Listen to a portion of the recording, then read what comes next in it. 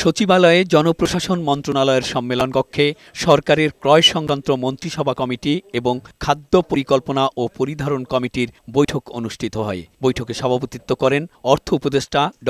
সালেউদ্দিন আহমেদ। বৈঠক শেষে ব্রিফিংয়ে উপদেষ্টা জানান, নির্বাচিত সরকারের সংস্কার বাস্তবায়ন দেখে বাকি 2 কিস্তির অর্থ ছাড় করবে IMF। বর্তমান সরকারের সময়ে পে কমিশন হচ্ছে না বলেও জানান তিনি। রাজনৈতিক সরকার এসে কর্তৃত্বটা ধারণ করে, ওটা তো একটা ইম্পর্টেন্ট জিনিস, যে ওরা ধারণ করার পর আমরা ফেব্রুয়ারির দিকে ইলেকশনের সাথে সাথে ওরা আবার রিভিউ আসবে, তারপর ওরা ডিসাইড করবে 2টা কিস্তি একবারে দিয়ে দেবে। আগামী 20 নভেম্বর থেকে আমন ধান সংগ্রহে অভিযান শুরু হচ্ছে জানিয়ে অর্থ উপদেষ্টা বলেন, এবার 50,000 মেট্রিক টন আমন ধান কেনা হবে। সংগ্রহ চলবে 28 ফেব্রুয়ারি পর্যন্ত। দেশে সার্বিক খাদ্য পরিস্থিতি ভালো আছে বলেও জানান তিনি।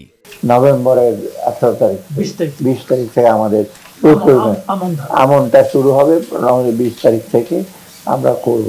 এদিকে সচিবালয়ে পেঁয়াজের দাম বেড়ে যাওয়ার বিষয়ে বাণিজ্য উপদেষ্টা শেখ বসিরুদ্দিন আহমেদ জানান, আগামী 1 সপ্তাহের মধ্যে পেঁয়াজের দাম না কমলে অনুমতি দেওয়া হবে আমদানির। পেঁয়াজের দামের একটা উস্ফলন ঘটেছে, আমরা বাজারের উপরে তীক্ষ্ণ দৃষ্টি রাখছি। যদি বাজারের মূল্য আমরা দেখি প্রয়োজন অনুযায়ী না কমে, আমরা এই আমদানি অনুমোদন ইস্যু করে দিব।